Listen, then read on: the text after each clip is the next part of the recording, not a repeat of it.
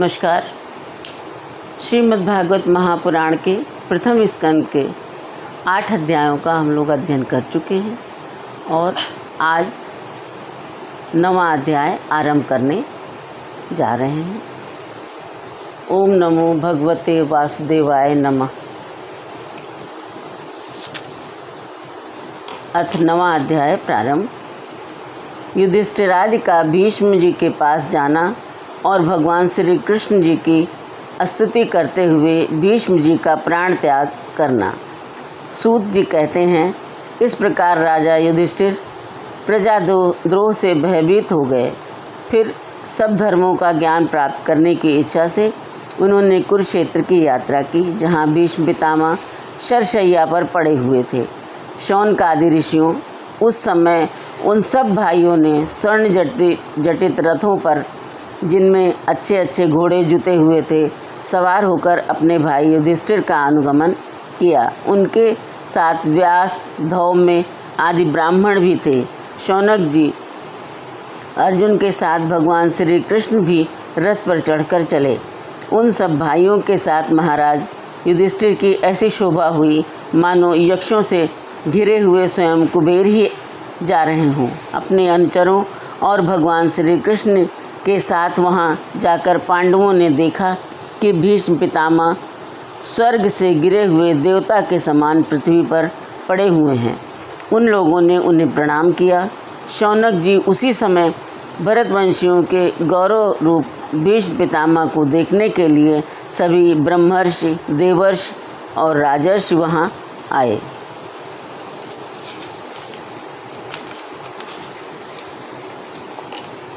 पर्वत, नारद, धौम्य, भगवान व्यास, बृहदश्व, भारद्वाज के शिष्यों साथ परशुराम जी, वशिष्ठ, इंद्रप्रमद, त्रित, गृत्समद, असित, कक्षीवान, गौतम, अत्रि, विश्वामित्र, सुदर्शन तथा और भी सुखदेव आदि शुद्ध हृदय महात्मा गण एवं शिष्यों के सहित कश्यप, अंगिरा, पुत्र बृहस्पति आदि मुनिगण भी वहाँ पधारे। भीष्म पितामह धर्म को और देश काल के विभाग को कहाँ किस समय क्या करना चाहिए, इस बात को जानते थे। उन्होंने उन बड़भागी ऋषियों को सम्मिलित हुआ देखकर उनका यथा योग्य सत्कार किया। वे भगवान श्री कृष्ण का प्रभाव भी जानते थे, अतः उन्होंने अपनी लीला से मनुष्य का वेश धारण करके वहाँ बैठे हुए तथा जगदीश्वर के रूप में हृदय में विराजमान भगवान श्री कृष्ण जी की बाहर तथा भीतर दोनों जगह पूजा की। पांडव बड़े विनय और प्रेम के साथ भीष्म पितामह के पास बैठ गए। उन्हें देखकर भीष्म पितामह की आंखें प्रेम के आंसुओं से भर गईं। उन्होंने उनसे कहा, धर्मपुत्रों, हाय हाय, ये बड़े कष्ट और अन्याय की बात है कि तुम लोगों को ब्राह्मण धर्म और भगवान के आश्रित रहने पर भी कितने कष्ट के साथ जीना पड़ा, जिसके तुम कदापि योग्य नहीं थे। अतिरथी पांडु की मृत्यु के समय तुम्हारी अवस्था बहुत छोटी थी। उन दिनों तुम लोगों के लिए कुंती रानी को और साथ साथ तुम्हें भी बार बार बहुत से कष्ट झेलने पड़े। जिस प्रकार बादल वायु के वश में रहते हैं, वैसे ही लोकपालों के सहित सारा संसार काल भगवान के अधीन है। मैं समझता हूँ कि तुम लोगों के जीवन में ये जो अप्रिय घटनाएं घटित हुई, वे सब उन्हीं की लीला है। नहीं तो जहाँ साक्षात धर्मपुत्र राजा युधिष्ठिर हों, गदाधारी भीमसेन और धनुर्धारी अर्जुन रक्षा का काम कर रहे हों, गांडीव धनुष हो और स्वयं श्री कृष्ण जी सुहृद हों, भला वहाँ भी विपत्ति की संभावना है। ये काल रूप श्री कृष्ण कब क्या करना चाहते हैं, इस बात को कभी कोई नहीं जानता। बड़े बड़े ज्ञानी भी इसे जानने की इच्छा करके मोहित हो जाते हैं। युधिष्ठिर, संसार की ये सब घटनाएं ईश्वर इच्छा के अधीन हैं। उसका अनुसरण करके तुम इस अनाथ प्रजा का पालन करो, क्योंकि अब तुम ही इसके स्वामी और इसके पालन करने में समर्थ हो। ये श्री कृष्ण भगवान ये श्री कृष्ण साक्षात भगवान हैं। ये सबके आदि कारण और परम पुरुष नारायण हैं। अपनी माया से लोगों को मोहित करते हुए ये यदुवंशियों में छिपकर लीला कर रहे हैं। इनका प्रभाव अत्यंत गूढ़ एवं रहस्यमय है। युधिष्ठिर, उसे भगवान शंकर, देवर्षि नारद और स्वयं भगवान कपिल ही जानते हैं, जिन्हें तुम अपना ममेरा भाई, प्रिय मित्र और सबसे बड़ा हितु मानते हो, तथा जिन्हें तुमने प्रेमवश अपना मंत्री, दूत और सारथिक तक बनाने में संकोच नहीं किया है। वे स्वयं परमात्मा हैं। इन सर्वात्मा, समदर्शी, अद्वितीय, अहंकार रहित और निष्पाप परमात्मा में उन ऊंचे नीचे कार्यों के कारण कभी किसी प्रकार की विषमता नहीं होती। युधिष्ठिर, इस प्रकार सर्वत्र सम होने पर भी देखो तो सही, वे अपने अनन्य प्रेमी भक्तों पर कितनी कृपा करते हैं। यही कारण है कि ऐसे समय में जबकि मैं अपने प्राणों का त्याग करने जा रहा हूँ, इन भगवान श्री कृष्ण ने मुझे साक्षात दर्शन दिया है। भगवत परायण योगी पुरुष भक्ति भाव से इनमें अपना मन लगाकर और वाणी से इनके नाम का कीर्तन करते हुए शरीर का त्याग करते हैं और कामनाओं से तथा कर्म के बंधन से छूट जाते हैं। वे ही देव भगवान अपने प्रसन्न हाथ से और रक्त कमल के समान अरुण नेत्रों से, उल्लसित मुख वाले चतुर्भुज रूप से, जिसका और लोगों को केवल ध्यान में दर्शन होता है, तब तक यहीं स्थित रहकर प्रतीक्षा करें जब तक मैं इस शरीर का त्याग न कर दूं। सूत जी कहते हैं, युधिष्ठिर ने उनकी ये बात सुनकर शरशैया पर सोए हुए भीष्म पितामह से बहुत से ऋषियों के सामने ही नाना प्रकार के धर्मों के संबंध में अनेकों रहस्य पूछे। तब तत्ववेत्ता भीष्म पितामह ने वर्ण और आश्रम के अनुसार पुरुष के स्वाभाविक धर्म और वैराग्य तथा राग के कारण विभिन्न रूप से बतलाए हुए निवृत्ति और प्रवृत्ति रूप द्विविध धर्म, दान धर्म, राजधर्म, मोक्ष धर्म, स्त्री धर्म और भगवत धर्म, इन सब का अलग अलग संक्षेप में और विस्तार से वर्णन किया। शौनक जी इनके साथ ही धर्म, अर्थ, काम और मोक्ष, इन चारों पुरुषार्थों का तथा इनकी प्राप्ति के साधनों का अनेकों उपाख्यान और इतिहास सुनाते हुए विभागशाह वर्णन किया। भीष्म पितामह इस प्रकार धर्म का प्रवचन कर ही रहे थे कि वह उत्तरायण का समय आ पहुंचा, जिसे मृत्यु को अपने अधीन रखने वाले भगवत परायण योगी लोग चाहा करते हैं। उस समय हजारों रथियों के नेता भीष्म पितामह ने वाणी का संयम करके मन को सब ओर से हटाकर अपने सामने स्थित आदि पुरुष भगवान श्री कृष्ण में लगा दिया। भगवान श्री कृष्ण के सुंदर चतुर्भुज रूप विग्रह पर उस समय पीताम्बर फहरा रहा था। भीष्म जी की आंखें उसी पर एकटक लग गईं। उनको शस्त्रों की चोट से जो पीड़ा हो रही थी, वो तो भगवान के दर्शन मात्र से ही तुरंत दूर हो गई तथा भगवान की विशुद्ध धारणा से उनके जो कुछ अशुभ शेष थे, वे सभी नष्ट हो गए।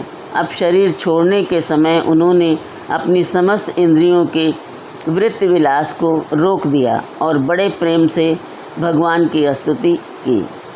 भीष्म जी ने कहा, अब मृत्यु के समय मैं अपनी यह बुद्धि, जो अनेक प्रकार के साधनों का अनुष्ठान करने से अत्यंत शुद्ध एवं कामना रहित हो गई है, यदुवंश शिरोमणि अनंत भगवान श्री कृष्ण के चरणों में समर्पित करता हूँ, जो सदा सर्वदा अपने आनंदमय रूप में स्थित रहते हुए ही कभी विहार करने की, लीला करने की इच्छा से प्रकृति को स्वीकार कर लेते हैं, जिससे ये सृष्टि परंपरा चलती है, जिनका शरीर त्रिभुवन सुंदर एवं श्याम तमाल के समान सांवला है, जिस पर सूर्य रश्मियों के समान श्रेष्ठ पीताम्बर लहराता रहता है और कमल सदृश मुख पर घुंघराली अलकें लटकती रहती हैं, उन अर्जुन सखा श्री कृष्ण में मेरी निष्कपट प्रीति हो।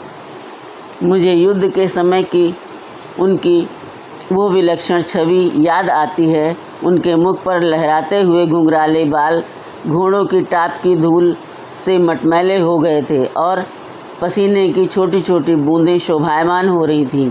मैं अपने तीखे बाणों से उनकी त्वचा को बींध रहा था। उन सुंदर कवच मंडित भगवान श्री कृष्ण के प्रति मेरा शरीर, अंतःकरण और आत्मा समर्पित हो जाए।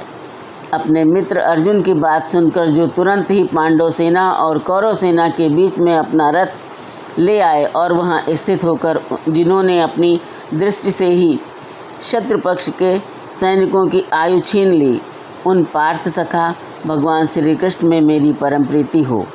अर्जुन ने जब दूर से कौरवों की सेना के मुखिया हम लोगों को देखा, तब पाप समझकर वो अपने स्वजनों के वध से विमुख हो गया। उस समय जिन्होंने गीता के रूप में आत्मविद्या का उपदेश करके उसके सामयिक अज्ञान का नाश कर दिया, उन परम पुरुष भगवान श्री कृष्ण जी के चरणों में मेरी प्रीति बनी रहे। मैंने प्रतिज्ञा कर ली थी कि मैं श्री कृष्ण को शस्त्र ग्रहण कराकर छोड़ूंगा। उसे सत्य एवं ऊंची करने के लिए उन्होंने अपनी शस्त्र ग्रहण न करने की प्रतिज्ञा तोड़ दी। उस समय वे रथ से नीचे कूद पड़े और सिंह जैसे हाथी को मारने के लिए उस पर टूट पड़ता है, वैसे ही रथ का पहिया लेकर मुझ पर झपट पड़े। उस समय वे इतने वेग से दौड़े कि उनके कंधे का दुपट्टा गिर गया और पृथ्वी कांपने लगी। मुझ आताई ने तीखे बाण मार मार कर उनके शरीर का कवच तोड़ डाला था, जिससे सारा शरीर लहूलुहान हो रहा था। अर्जुन के रोकने पर भी वे बलपूर्वक मुझे मारने के लिए मेरी ओर दौड़े आ रहे थे। वे ही भगवान श्री कृष्ण जो ऐसा करते हुए भी मेरे प्रति अनुग्रह और भक्त वत्सलता से परिपूर्ण थे, मेरी एकमात्र गति हो, आश्रय हो।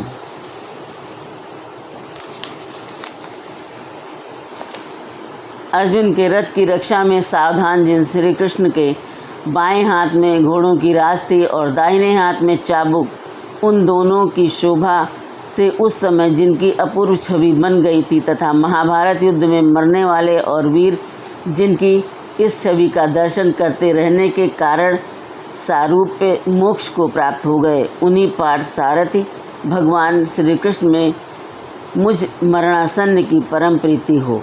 जिनकी लटकीली सुंदर चाल, हाव भाव युक्त चेष्टाएं, मधुर मुस्कान और प्रेम भरी चितवन से अत्यंत सम्मानित गोपियां रासलीला में उनके अंतर्ध्यान हो जाने पर प्रेमोन्माद से मतवाली होकर जिनकी लीलाओं का अनुकरण करके तन्मय हो गई थी, उन्हीं भगवान श्री कृष्ण में मेरा परम प्रेम हो। जिस समय युधिष्ठिर का राजसूय यज्ञ हो रहा था, मुनियों और बड़े बड़े राजाओं से भरी हुई सभा में सबसे पहले सबकी ओर से इन्हीं सबके दर्शनीय भगवान श्री कृष्ण की मेरी आँखों के सामने पूजा हुई थी। वे ही सब आत्मा प्रभु आज इस मृत्यु के समय मेरे सामने खड़े हैं। जैसे एक ही सूर्य के अनेक आँखों से अनेक रूपों में दिखते हैं, वैसे ही अजन्मा भगवान श्री कृष्ण अपने ही द्वारा रचित अनेक शरीरधारियों के हृदय में अनेक रूप से जान पड़ते हैं। वास्तव में तो वे एक और सबके हृदय में विराजमान हैं ही। उन्हीं इन भगवान श्री कृष्ण को मैं भेद भ्रम से रहित होकर प्राप्त हो गया हूँ। सूत जी कहते हैं, इस प्रकार भीष्म पितामह ने मन, वाणी और दृष्टि की वृत्तियों से आत्मस्वरूप भगवान श्री कृष्ण में अपने आप को लीन कर दिया। उनके प्राण वहीं विलीन हो गए और वे शांत हो गए। उन्हें अनंत ब्रह्म में लीन जानकर सब लोग वैसे ही चुप हो गए जैसे दिन के बीत जाने पर पक्षियों का कलरव शांत हो जाता है। उस समय देवता और मनुष्य नगाड़े बजाने लगे। साधु स्वभाव के राजा उनकी प्रशंसा करने लगे और आकाश से पुष्पों की वर्षा होने लगी। शौनक जी, युधिष्ठिर ने उनके मृत शरीर की अंत्येष्टि क्रिया कराई और कुछ समय के लिए वे शोकमग्न हो गए। उस समय मुनियों ने बड़े आनंद से भगवान श्री कृष्ण की उनके रहस्यमय नाम ले लेकर स्तुति की। इसके पश्चात अपने हृदयों को श्री कृष्ण में बनाकर वे अपने अपने आश्रमों को लौट गए। तदंतर भगवान श्री कृष्ण के साथ युधिष्ठिर हस्तिनापुर चले आए और उन्होंने वहां अपने चाचा धृतराष्ट्र और तपस्विनी गांधारी को ढाढ़स बंधाया। फिर धृतराष्ट्र की आज्ञा और भगवान श्री कृष्ण की अनुमति से समर्थ राजा युधिष्ठिर अपने वंश परंपरागत साम्राज्य का धर्मपूर्वक शासन करने लगे। 9वां अध्याय समाप्त।